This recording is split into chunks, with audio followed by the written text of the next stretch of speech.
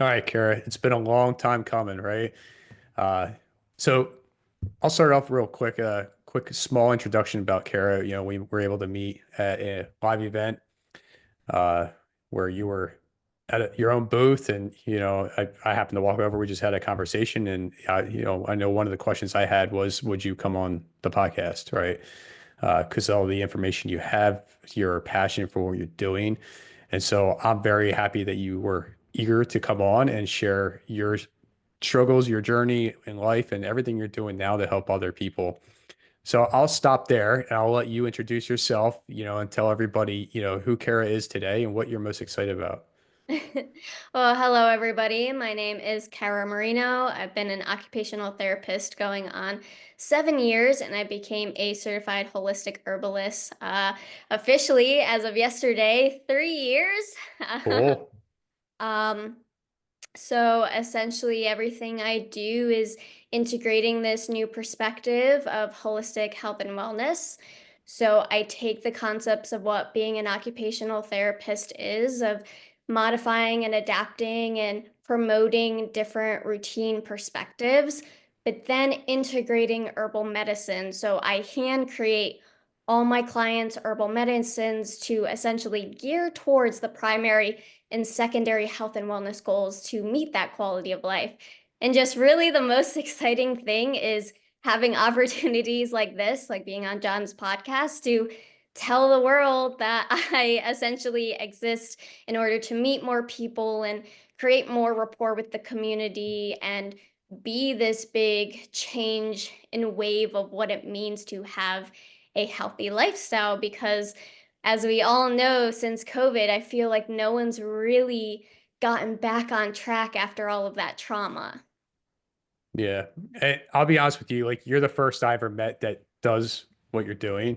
So that's why I was intrigued with what you are doing, and I'm happy to hear what you're going to share today. First, would you mind just explaining what occupational therapy is for others that don't know? So it actually depends. We are very broad, but in the most basic form, an occupational therapist is trying to modify and adapt someone's routine based on their disease, illness, injury. So, say like a stroke, an amputee, post fall that led to a hip injury. And we're essentially creating exercise routines, balance strategies, providing adaptive equipment to increase independence and functioning overall. That way they can either go back home or to their next level of care, whether that's an independent living, assisted living, or skilled long-term care. But we also delve into a lot of caregiver education and training so we can offload the caregiver burden of the family members or whomever has to take care of the person that's actually been impacted again by that disease, illness, or injury. And how often do you see maybe the same client?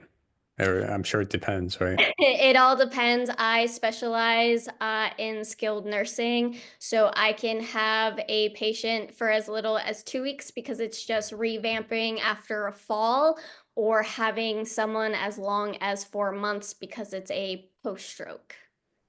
Okay. So is this something you always pursued? Was this Um, a goal of yours? so interestingly enough, you know those dub little tests that they used to give back in the day to see where you fell? Of like scope of where you might go with your life. I actually got athletic training, but it was in high school. I went to a college preparation school where we had to shadow various disciplines for a certain amount of hours.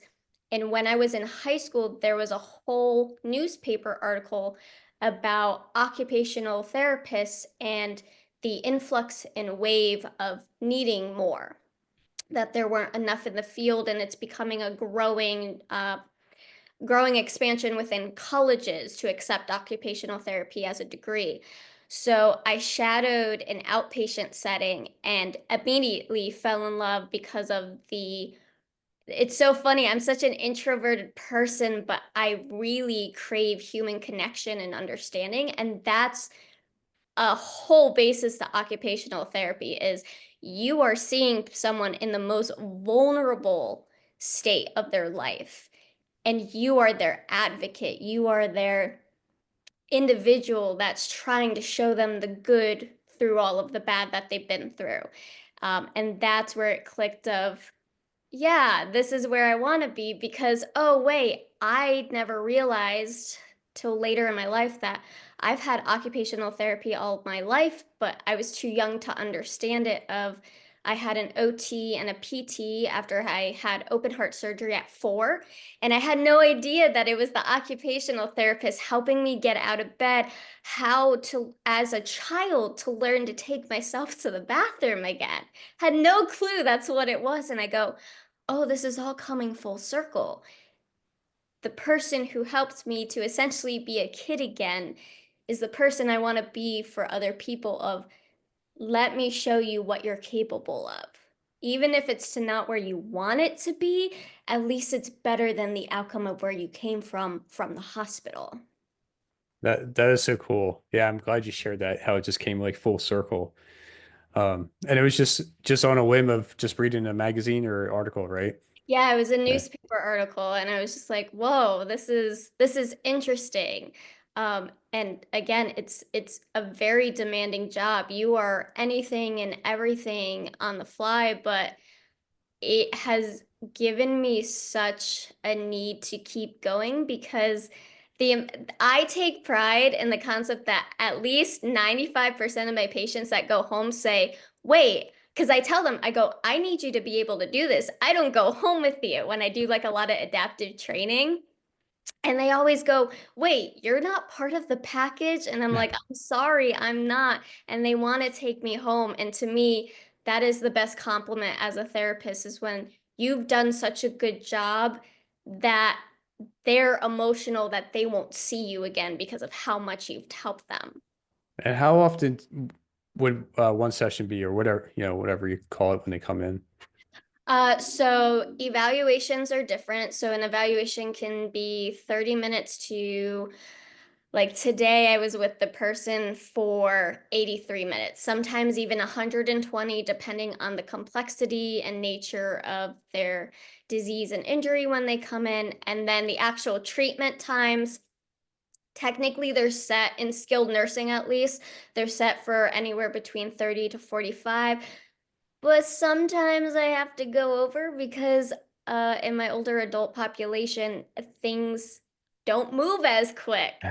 So I will go over time, even though they might not like it, because I need to make sure that they're functioning at their highest level, especially with training, because trying to learn to use a reacher or a grabber or a socket the first time, I make it look easy and then they go to do it and they're like, what the heck? And I'm like, it's okay. I will take all the time we need to do to at least do this one time successfully. So let's just say a whole hour just to do one thing. Yeah, I've had a whole hour of just toileting someone because Yeah. you don't know what to expect, especially with older adults, but also we don't think about even our own bodies at our age or kids. You go to toilet them and then things go a little haywire because the body's not responding how it wants to do.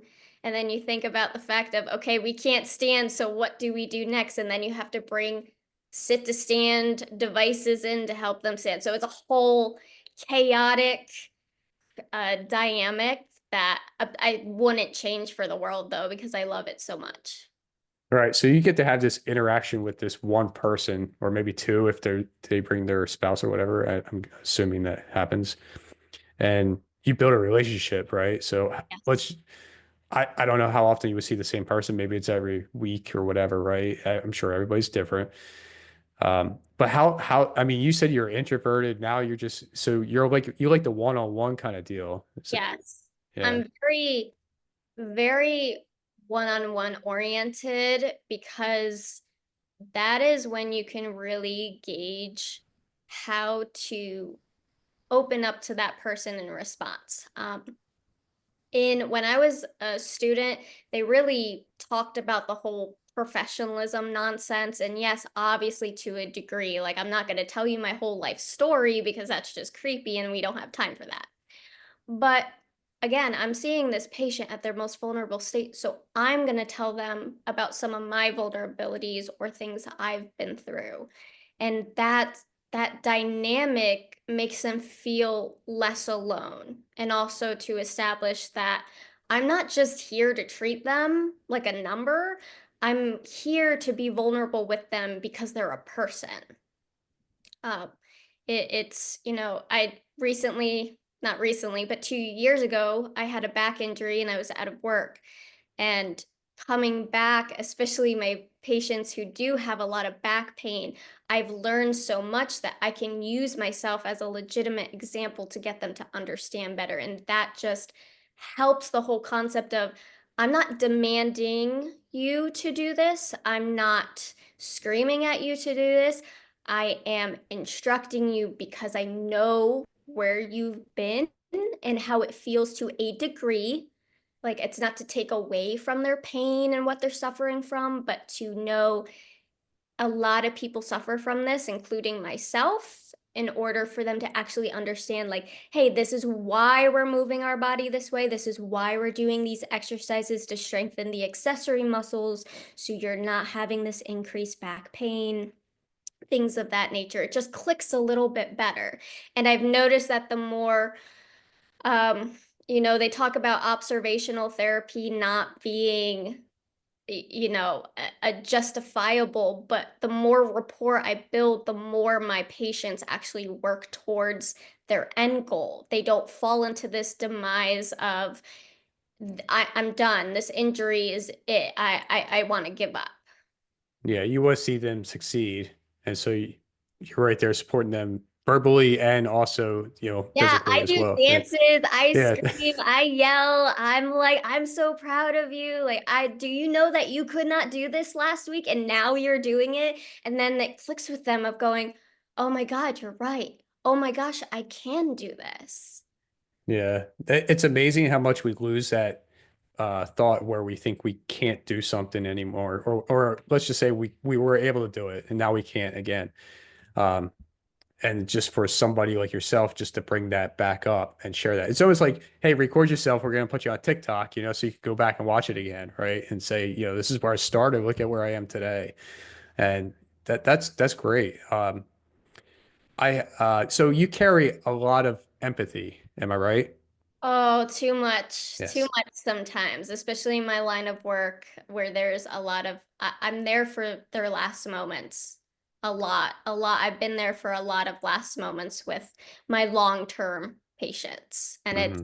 it gets to you. It's like someone tells you you go numb after a certain point. I go, that just means you stop loving your job. That just means you stop caring about what you're doing because there's not a moment that someone doesn't pass and I don't leave that building crying. Yeah. Yeah. Obviously you carry the empathy as well as you're building the connection, the communication with this person as well. Yeah. So I got you at the end of your day and you already told me you were exhausted. So I would imagine that could be part of it. Yes, yes. More of the fact it was like almost a 10-hour day. Today was a good day, actually. Got to bring my residents outside. That's the best part because they get what I call cabin fever, and nursing has to do their job, and sometimes they don't get this time to be as personable. So I go, all right, therapy outside, let's go, let's feel the fresh air, be in the sunshine. And then it's like a complete 180 because they're in this locked room the whole however many weeks. To be outside even just a couple times a week makes such a difference in their progress. I bet just changing your environment, that's what it is right there. So I mean, we're local, so it is a nice day today. And so getting out and it's right now it's uh the end of April, so it's warming up. It's about 80 some degrees if I'm right. And yeah, I mean, I just walked my dog and it's just so different instead of being cooped up inside all the time just through the winter time. Yeah, now is a good time to get out. And I know the change for myself. So I know what it would be for like other people that are just cooped up inside of a room or the building that they're in that they occupy.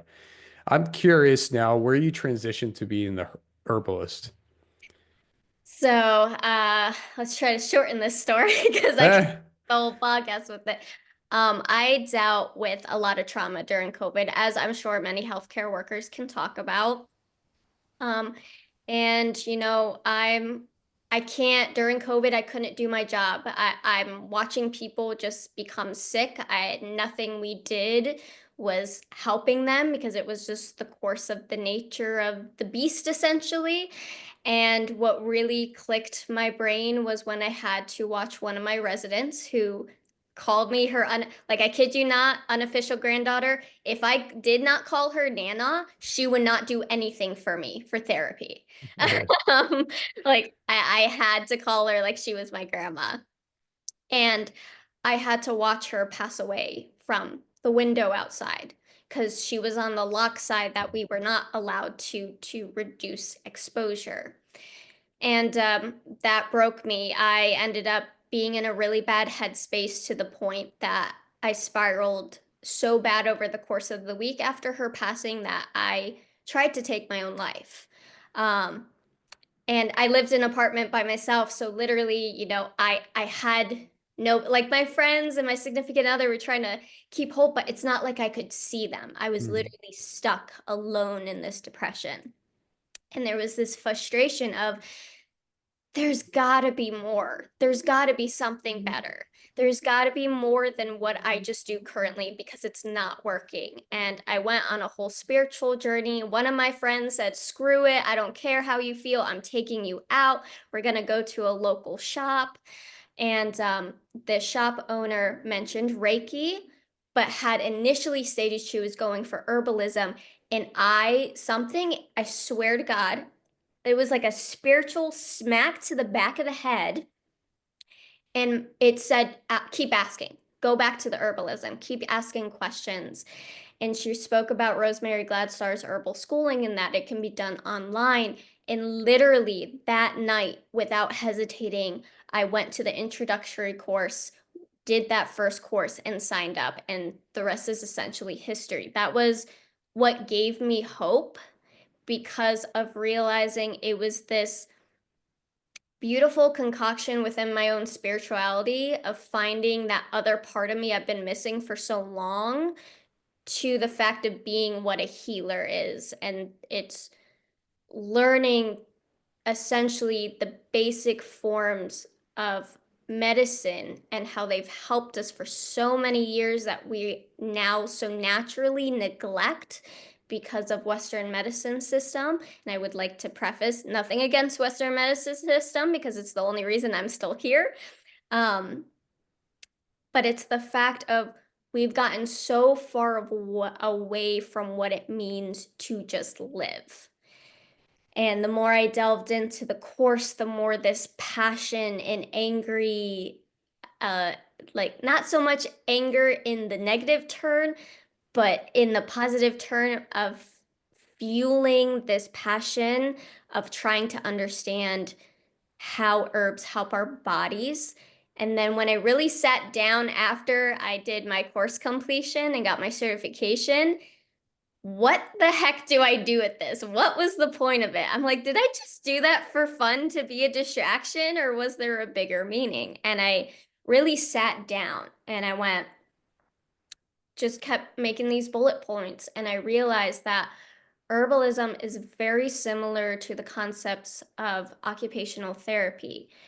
And herbs are internally or externally helping our bodies modify and adapt to whatever is occurring, whether it's inflammation, reducing nervous agitation, reducing pain. They're helping condition our bodies so we better perceive what's happening in order to improve our healing. And so that's where this whole essentially you say I'm the first to hear what I do, and that's because I am the first to do it in the manner of this collaborative approach. I want to change the game of therapy and holistic medicine to be this natural complementary approach that everyone should have access to. So that way there's not just this secondary and tertiary approaches that most people honestly are frustrated with, which is the medications and all the testing. And not having someone that really wants to sit down and get to know them, because that's what my job is. I sound like a stalker when I do my evals. I literally ask my patients, okay, what is your life like? What do you do from the minute you wake up to the minute you go to bed? Because I'm looking in between for all the gray areas of, okay, this is where the issues are stemming from. And I do that with my clients for herbalism because a lot of lifestyle is the reason they're having these health and wellness issues and why it's impacting their ability to just go through their daily routine. Okay, let's start this off. Like I get up and I have a morning routine. I go through that, right? Feel free to ask me any questions. And then I get up and I wind up going to work and stuff. I come home, I do podcasting, and then I do things and I go to bed, right? So that's kind of like me in a nutshell. How would you dive a little deeper in that? So what I would say, okay, so when you mean your morning routine, what do you do first? Do you shower first? Do you eat first? What are you eating? That's a big question I ask people is how are your meals? What are you eating and when are they scheduled? Because especially for men and women, how you eat your meals can be impacted. Like there's this whole trend about intermittent fasting. That's another thing I ask because when men should intermittent fast should not be when women intermittent fast because our hormones are different. Um, Other ways I would ask is, okay, you're saying that, but the podcasting, but what do you do in between that? What's your leisure activities? Do you read? Do you go time and do you go take a walk? Someone who doesn't tell me that they take time away from screens or that they don't take time to get up and take a walk or do a light exercise, that's where a lot of lethargic, nervous agitation can build up, troubles with sleeping, increased inflammation. Also, poor digestion is a huge one because of that sedentary motion. So it's really getting the nitty gritty of, okay, you're just telling me bare bones. I want to know it all. Yeah, you want to know every second of a day. Yeah. Yeah. And that's the thing. It's a lot of people can't believe I want to know that and want to have all this time with them.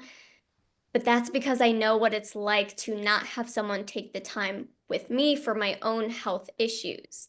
And it comes to that basic, just take that hour to 2 hours with someone and then bang it out from there. That alone creates such a scope of who this person is that you don't need all of these repetitive, okay, you need to come back and see me a week later. You need to come back again to see me another week later because you're still trying to ask questions to figure it out. No, let's just do it right there. hmm So you're trying to find basically their daily habits. Yes. Yeah. And then see what is good and what's bad. And I guess you would add in the herbs to help with what's bad. Yeah, so let's take one of my new clients and as an example and he suffers from a lot of tremoring. That's not due from Parkinson's, but likely a childhood injury where they fell on their, most likely fell on their head. Um, and my brain goes, okay, there must have been some type of cervical fracture or displacement in the way that nerves heal. That's why the tremoring's still so severe because at a certain point, nerves just stop regenerating. So this will just be his life. But he mentions he drinks at least 3 to 4 cups of coffee a day. My brain goes, oh, heck no. Okay, let's back this up.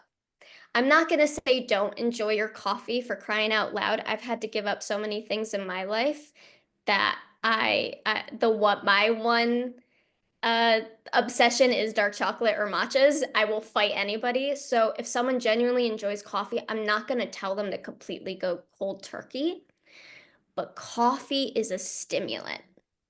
Coffee only increases nervous agitation and over responsive firing of the nervous system itself because you have all this norepinephrine floating around not knowing what to do, and then when the caffeine wears off, all that norepinephrine just crashes into synapses, and then you want to crash and then you feel like crap.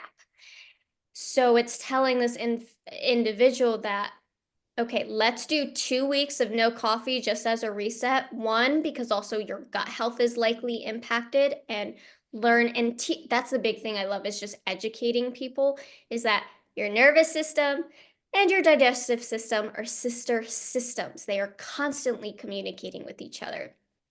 So if one is impacted, your other one is definitely impacted.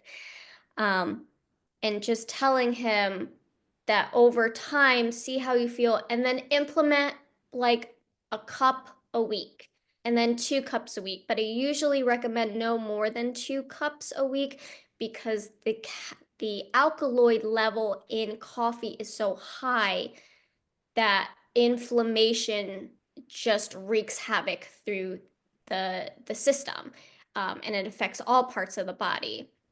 And a lot of people don't understand that the alkaloid is what makes it such a high toxin.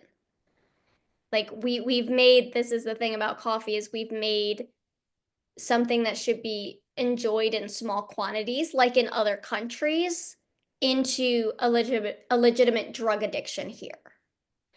But a lot of people don't like to come to terms with that, and I understand, but at the same time, if you really want to help your health and wellness, there are going to be some sacrifices, but I'm willing to work through those sacrifices because, again, I know what it's like to have to give up so much. So for this gentleman, you would go cold turkey for 2 weeks, and then Yep. yeah, And then slowly implement back in. I always say, like, anytime we do where you're trying to reset your body, I always say 2 weeks is a great happy medium. Because if I say a month, I know people are going to want to bite my head off because yeah. a month is hard. I've done the whole paleo diet for 3 months. I wanted to kill my brother. Like, yeah, it was hard. And that's the thing. We have to understand that certain foods and drinks like coffee, because it's a high addictive component, someone is going to have to is going to suffer from withdrawals. We need to be mindful of that because I don't want someone to get to the point where they feel like they need to rely on it again. So I always say that 2 week mark is good, and then just add it here and there to satisfy your craving and your needs. But let's add this herbal medicine in or this drink in. Like I'll make certain teas, or they make certain teas. Like my Rosemary Gladstar has a whole company and a sister company that I've gotten a dandelion, like it's a tea, but it tastes like coffee. It's Yeah. weird because it's roasted dandelion. So to just find ways to work through people's strengths and limitations, because there's not just the Western medicine, but I have to call out the holistic medicine field that there is too much, you're either all in or you're all out. No, a lot of health and wellness is finding this balance to work with that client, and every client is not going to be the same. It's working through the transition, but not making it feel like this transition is the only end game to it. Great. That was good because I was going to ask what would you kind of substitute it for those 2 weeks because you're cutting somebody off real quick from something they've been doing for so long. Um, is there something, that you kind of recommend more often than most for whatever reason? Actually, no, because again, every client is different because, if a client can't stand the taste of tea, my honest to goodness look to them is, okay, suck it up, Buttercup, if you mean this. Um, because it's me just making the point of you can go 2 weeks. 2 weeks really isn't that long for the amount of time you've been dealing with the issues, for the amount of years. Um, or a client if they're struggling with their tea blend, or even sometimes I give topical remedies because of the certain scents can help with distracting. And again, every person's different because some people might like vanilla and rose, where someone hates those, where another person needs citrus, and more earthy tones to distract the mind from craving.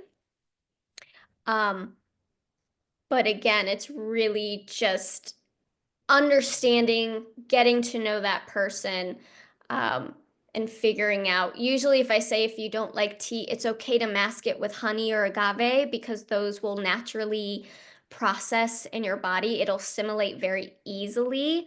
Um, but again, I have to know if they have digestive upset because that's where I say, okay, no more than half a teaspoon because honey's viscosity can actually increase GERD symptoms if you're having, say the person I recommend 3 cups of tea a day. If they're having, if they have a history of GERD and they use honey daily in that tea and in a certain long-term program, it actually can increase their GERD symptoms. So again, it's playing with the individual, figuring them out. It's my version of math without the numbers I because I like hate that. math. It's just humans are such delicate, intricate creatures, and I love that about us because when someone starts to see their progress or to be able to tolerate and feel successful of like, hey, Cara, I got through my 2 weeks. What's next? That just reiterates the rapport of, see, you got this. We can do this. We can make a change. You're already starting. You've already done it in the first 2 weeks. So you're like a cheerleader along the side. Yes, it's that tough love. I'm a cheerleader, but I'm not gonna be a babysitter. Yeah, right. Yeah, it's like there's that. That's another thing about Western and a lot of holistic, um, uh, uh, kind of dynamics I do have an issue with. This, and again, this is not everybody, anybody, this is not putting a scope, but just from experiences of that I've had, I've met so many great people on both sides, but there's a large majority that can skew the perspective to to essentially not inhibit but increase codependent behaviors, and that's what I don't want. I want to instill in a client that they are the ones capable of this change. I am the background cheerleader going woohoo in the back of your mind. Yay, you did it. You got this. Oh my gosh. But you are front and center as the client, not me. You are the change. You are the facilitator. You are the adapter because I have given you the education. Yeah. That's awesome. So how does somebody like connect with you, Kara, so that they can start going through all this and figure out their bad habits and you can dissect them every second.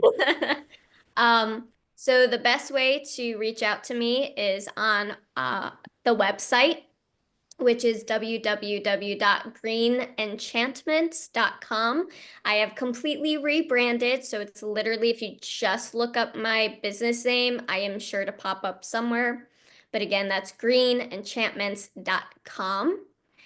If that is not a way you can reach me, you can go to the Facebook page at Green Enchantments LLC and message me directly there. Or if you don't have Facebook, but you have Instagram, it's green_enchantments. So again, it's just the business name. There's no other complexity to confuse you guys anymore because my original business name was very confusing at first. Gotcha. Well, thank you for making it easy for everyone. Uh, so what are 3 key things you learned and used along your journey? Okay.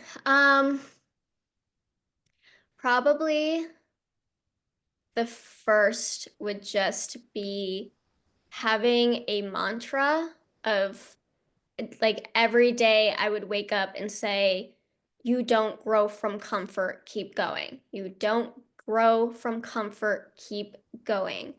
Because that's the biggest barrier in a lot of us is that we get too comfortable And that's what stops our ability to grow and learn from a variety of perspectives. The second was just keeping a good core group of individuals around me, my family, my friends, my significant other. That was the big push to keep me focused on this new change because what I'm doing is really terrifying. And this whole new concept that no one really understands and only I do is daunting. And there's so many times where I say, I should just give up. This is worthless. This doesn't mean anything. I should just stay a skilled nursing occupational therapist and be done with it. But that core group, they were my cheerleaders. And that's what has helped me have this resilience and strength. And honestly, the third, because I'm an herbalist and I'm very spiritual, is going out in nature and being one with the healer and just being very grounded and not taking for granted of the experiences and the difficulties I have gone through my entire life, but also through this process of growing my business. I love that. Yeah, going out there and getting back into nature, like you disconnecting the reconnect, right? So we disconnect from all this podcasting, the internet and everything, and just go out there and just enjoy nature for itself. Just a simple walk, and that's all it takes. It was explained to me it's a form of meditation. It took me a little while to understand that, but it is. Yes. Yeah. Yes. That's the thing. It's when people hear meditation, they freak out and they think they have to be like the monks. And it's no, it's just learning to disconnect the brain from the daily routine you live in.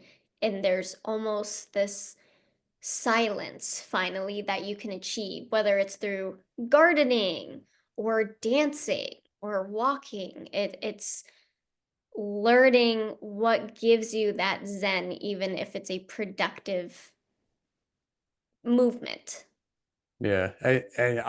I'll go for the walk and I don't even take my phone, right? So what am I gonna do? Run home? You know what I mean? Like it's only 30 minutes. I mean, things happen, right? You can't do it. Can't be there to save everybody at the same time. Exactly. So, Kara, I appreciate you coming on and sharing everything. Like I've learned a lot, so I'll definitely be talking to you in a couple minutes here. And so thank you. Yes, thank you for having me.